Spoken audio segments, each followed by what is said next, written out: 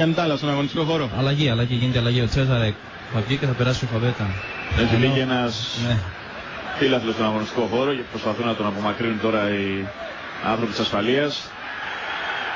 Τώρα αυτό που έκανε ο Μπαστία θα του στοιχήσει και θα δει την κόκκινη κάρτα απολύτως δικαιολογημένα από τον κύριο Κατσιδόνη, διότι χωρίς να του πέφτει λόγος έβαλε τρικλοποδιά στον άνθρωπο. Δεν είχε κανένα λόγο. Να βάλει τρικλοποδιά εδώ. Εδώ θα δείτε τον Μπαστία. Το έβαλε τρικλοποδιά ο Αργεντινός. Είναι μία από τις σπάνιες περιπτώσεις.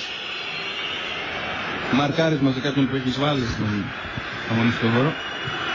Είναι περισσότερα για τη συγκεκριμένη φάση και την κόκκινη κάρτα που είδε ο Μπαστία για αυτήν